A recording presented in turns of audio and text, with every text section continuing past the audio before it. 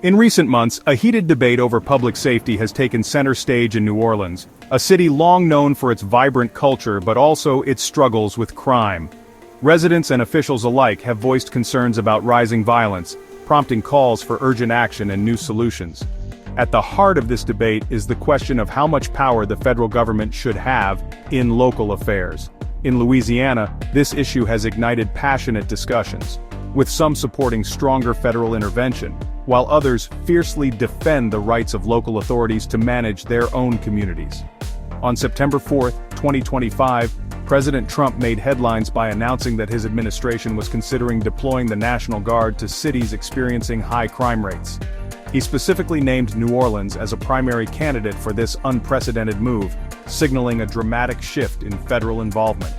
Trump boldly claimed that his administration could resolve New Orleans crime issues in just 2 weeks, suggesting a forceful and direct federal approach.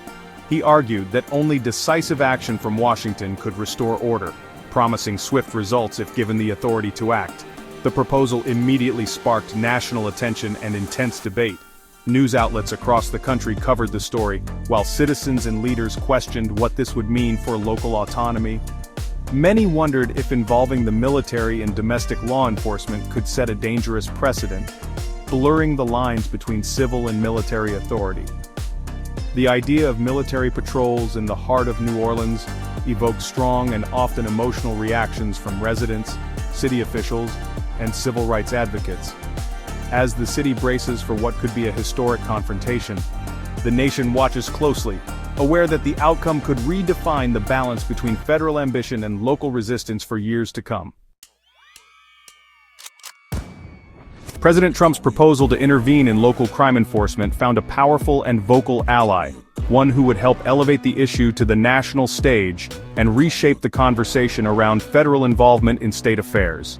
That ally was Louisiana's Governor Jeff Landry, a staunch supporter of tough-on-crime policies, and a figure known for his willingness to challenge local authorities when he believes state or national interests are at stake. Landry didn't just quietly support the plan, he made his endorsement public, using press conferences and social media to amplify his message. His vocal support signaled a growing rift between state leaders and local officials, especially in cities like New Orleans, where local leaders were wary of federal overreach. Taking things a step further, Landry expanded the conversation beyond New Orleans, insisting that cities like Shreveport were also struggling with crime and needed federal resources. By framing crime as a statewide crisis, he argued that federal intervention was not just justified, but necessary to protect Louisiana's communities. This new alliance between the president and the governor transformed what had been a local debate into a complex, high-stakes conflict involving city, state, and federal governments. The issue now touched on questions of authority, public safety, and the balance of power. With Landry's backing, Trump gained a crucial boost in local legitimacy, putting even more pressure on New Orleans leaders who opposed the intervention. The stage was set for a dramatic showdown over who should control the fight against crime in Louisiana. In the heart of New Orleans, the city's Democratic leadership stood firmly against President Trump's controversial proposal, voicing strong opposition from the outset. Their resistance was rooted in concerns that the plan would undermine the city's values and disrupt the delicate balance of local governance. Many city officials viewed the proposal not just as a policy disagreement, but as a direct political threat to the city's autonomy and the principles they uphold. City Council President Helena Moreno was especially vocal, accusing Trump of using New Orleans as a pawn in a larger political game. She argued that the proposal was less about public safety and more about targeting cities led by Democrats, painting it as a punitive measure designed to score political points. Moreno insisted that the city's unique challenges required thoughtful, community-driven solutions, not top-down mandates from Washington. She emphasized that the proposal would do little to address the real issues facing New Orleans residents. U.S. Representative Troy Carter echoed these concerns, dismissing the plan as nothing more than a political stunt.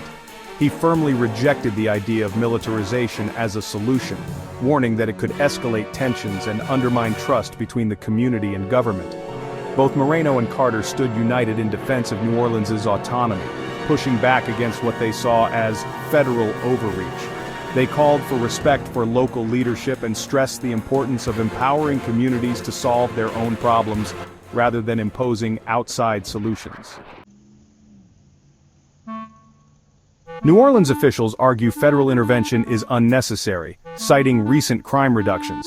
A joint statement from the city and NOPD highlighted successful local strategies.